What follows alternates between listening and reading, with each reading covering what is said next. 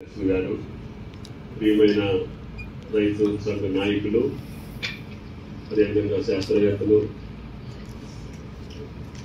ఈ రంగం పట్ల మక్కువతోటి రైతుల పట్ల ప్రేమతోటి అభిమానంతో ఈ యొక్క ముసాయిదా సవరణలో భాగస్వామ్యం కావాలని ఇచ్చేసినటువంటి విఘ్నులందరికీ ధన్యవాదాలు. నమస్కారం. జ్ఞానయ్య గారు చెప్పిన కొద్ది సమయంలోనే ఇది అసలు కేంద్ర ప్రభుత్వానికి సంబంధం లేదు, రాజ్యాంగంలో రాష్ట్రాలకి అధికారాలు ఉన్నాయి, మనమే చేసుకోవాలి, మన రైతులు, మన ప్రాంతం, మన వాతావరణం, మన పంటలు, వాళ్ళ రక్షణ మనం చూసుకోవాలి అని చెప్పి రాజ్యాంగంలో ఉందని చెప్తున్నారు. ముందుగా మన సవరణ ఈ ముసాయిదా మీద రాష్ట్ర ప్రభుత్వ అధికారాన్ని కేంద్ర ప్రభుత్వం తీసుకోవాల్సిన అవసరం ఏంటి, దాని మీద మీరందరూ ఆలోచన చేయండి.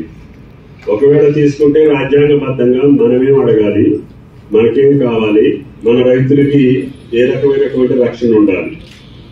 కాబట్టి ముఖ్యంగా రైతు నష్టపోయినప్పుడు నష్టపరిహారం ఇప్పటివరకు సక్రమంగా జరగట్లేదు, జరిగే పరిస్థితి కూడా లేదు. ఏంటంటే చట్టం సక్రమంగా లేదు.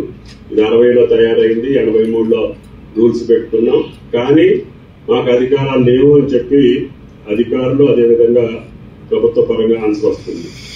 కంపెనీలు విచ్చలవిడిగా రైతాంగాన్ని మోసం చేసే పరిస్థితికి వచ్చారు.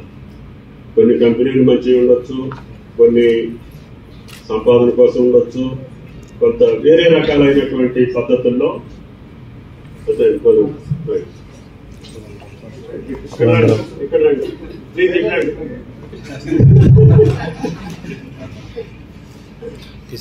అందుకని నేను మిమ్మల్ని విఘ్నుల పెద్దలందరినీ కోరేది ఏంటంటే మల్లారెడ్డి గారు కానీ, కోదండరామ్ గారు కానీ రైతుల పట్ల, రైతు సంక్షేమం పట్ల వాళ్ళ సుదీర్ఘ జీవితకాలం మొత్తం కూడా ప్రజల కోసం వెచ్చించారు. కాబట్టి ఎన్నోసార్లు పార్లమెంట్ లో వచ్చినా కూడా ఇది ఈ ముసాయిదాలు బిల్లులు పాస్ అవ్వకపోవటం, రైతులు ఇంకా అగమ్యగోచరంగా ఉండటం, రాష్ట్ర ప్రభుత్వాలు అచేతనంగా ఉండటం జరుగుతుంది.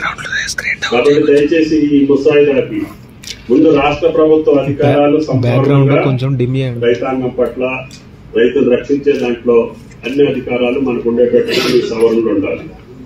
అది సర్టిఫికేషన్ కావచ్చు, లేదు పర్మిషన్స్ కావచ్చు, కంపెనీలు పెట్టే విధానాలు కావచ్చు, వీటికి అన్నిటికీ కూడా ఎక్కడో కేంద్ర ప్రభుత్వం ఎక్కడో అధికారాలు ఇస్తే, ఎక్కడో పర్మిషన్లు ఇస్తే వాటిని మన దగ్గర మనం అమలు చేయాలని అంటే వీలు కాని పరిస్థితి ఉంటుంది.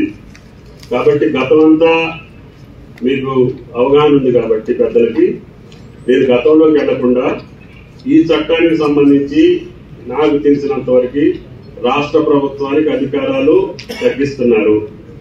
రాష్ట్ర ప్రభుత్వ అధికారాలు లేకుండా స్థానికంగా మనం అమలు చేసే పరిస్థితులు దాదాపుగా ఉండవు.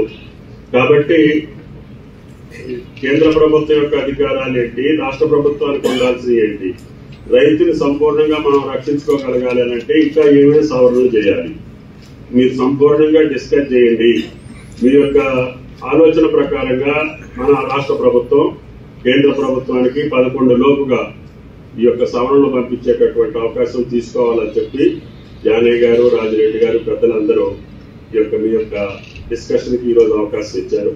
ఇంకా అవసరమైతే నేను రైతాంగాన్ని కూడా జిల్లాల వారీగా కూడా మా సురేంద్ర మోహన్ గారు సమావేశాలు ఏర్పాటు చేసి అక్కడ రైతులు, రైతు నాయకులు, అక్కడ ఉన్నటువంటి నిష్ణాతులతో కూడా వాళ్ళ ఫీడ్బ్యాక్ కూడా తీసుకోమని చెప్తున్నాం. ఈ చట్టాన్ని ఆ యొక్క ప్రతి రైతు వేదికలో కూడా డిస్ప్లే చేసి మన వాళ్ళందరూ కూడా ఈ యొక్క సవరణలకి వాళ్ళు ప్రతిపాదించింది ఏంటి, మనకు కావాల్సింది ఏంటి, వాటినన్నింటినీ సింక్రనైజ్ చేసి త్వరగా మనం అడ్వాన్స్ గా మీరు మాకు ఇస్తే 11 దాకా కాదు, 3-4 రోజుల్లోనే, వారం రోజుల్లో ఇస్తే నేను మళ్ళీ ముఖ్యమంత్రి గారితో ప్రభుత్వంలో అవసరమైతే శాసనసభలో ఏదో రకంగా మనం దీన్ని ఫుల్ ఫ్లెడ్జ్డ్ గా చేసుకోకపోతే ఇన్ని 60 సంవత్సరాలు లేదని బాధపడుకుంటూ వచ్చేటప్పుడు కూడా మనం సక్రమంగా దీని మీద రియాక్ట్ కాకపోతే మళ్ళీ భవిష్యత్తులో కూడా మనకు కష్టాలు వస్తాయి. కాబట్టి శాశ్వతంగా మన రైతులు రక్షించుకునే చట్టం కావాలి. రాష్ట్ర అధికారాలు ఎట్టి పరిస్థితుల్లో కూడా మీరు వదులుకోవద్దు. కాబట్టి దయచేసి నేను పార్లమెంట్ సభ్యులతోటి వీళ్ళందరికీ కూడా మీరు ఇచ్చిన సవరణలు పంపించి పార్లమెంట్ లో కూడా మన తరఫున రైతుల తరఫున ప్రస్తావించి ఈ సవరణలు మీరు ఏదైతే ప్రపోజ్ చేస్తున్నారో వాటినన్నింటినీ అమలు చేసుకొని మన రైతాంగాన్ని కాపాడుకునే రీతిలో ఈ ముసాయిదా చట్టానికి మనం సవరణ పంపించాలని చెప్పి ప్రార్థిస్తూ మళ్లీ అవసరమైతే మీరు ఈ యొక్క చట్ట సవరణ ఏదైతే సవరణలు ఉంటాయో అటు పకడ్బందీగానే ఉండాలి. కాబట్టి ఇంతకంటే హైయెస్ట్ ఫోరం, ఇంతకంటే మేధావులు, ఇంతకంటే అనుభవజ్ఞులు మళ్ళీ మాకు దొరకరు.